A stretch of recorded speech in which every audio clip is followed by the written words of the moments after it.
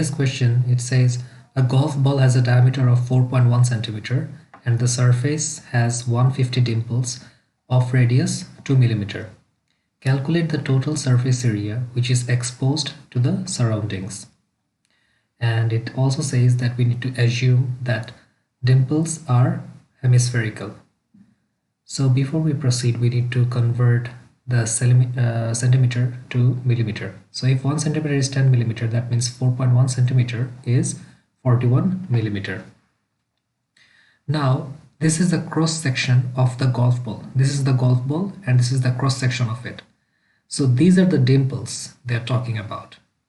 So it's asking us to find out the surface area of the golf ball, which also includes the dimples. I have drawn a small circle to make you understand that this is half of the circle. One dimple is like half of the circle, that is the cross section for the golf ball.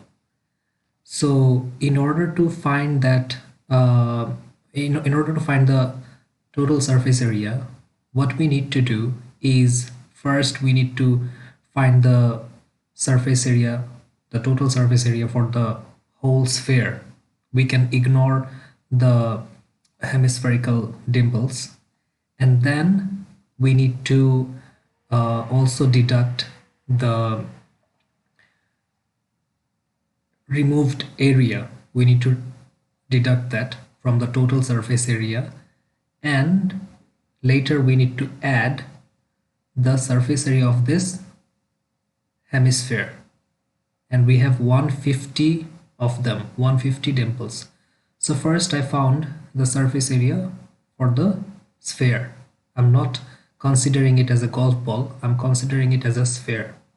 So without the dimples, the surface area of the sphere will be 4 pi r square. That's the formula. So I know that if the diameter is 4.1 centimeter, that means 41 millimeter, therefore the radius will be definitely divided by 2. So 4 pi r square will be 4 times pi times 41 by 2 square. That gives us 1681 pi. Now let's find the surface area for one dimple. That will be 4 pi r square divided by 2. As we know that the surface area of a sphere is 4 pi r square, but we need to divide it by 2 because this is a hemisphere. It's not a complete sphere, it's half of that. So we just need to divide it by 2, keeping the same formula for the total surface area, which is 4 pi r square, but we need to divide it by 2. So now it gives us 8 pi. That's the surface area for one dimple. For one dimple.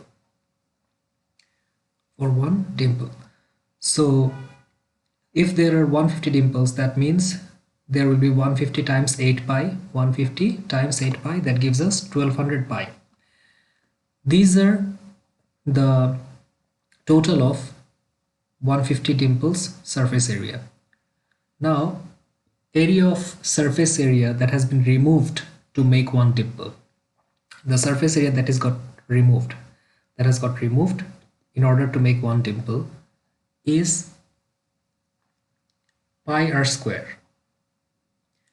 That was the surface area, because if you remove that, the part that's getting removed is a circle, and we know that the area of a circle is pi r square.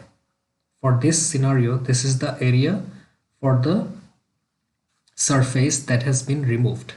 So it will be pi r square, and we know that the radius is 2 millimeter. So it will be 4 pi. Pi times 2 square gives us 4 pi. So area of surface removed to make 150 dimples will be 150 times 4 pi, because there are 150 of them which got removed in order to make one dimple, in order to make 150 dimples.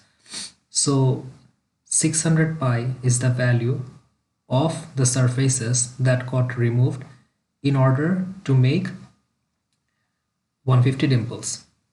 So the exposed surface area will be 1681 pi, which is the surface area for the sphere, not the golf ball, the whole sphere, minus the surface area that got removed, which is this for 150 dimples, plus the 1200 pi, which is the surface area of the 150 dimples, these curves.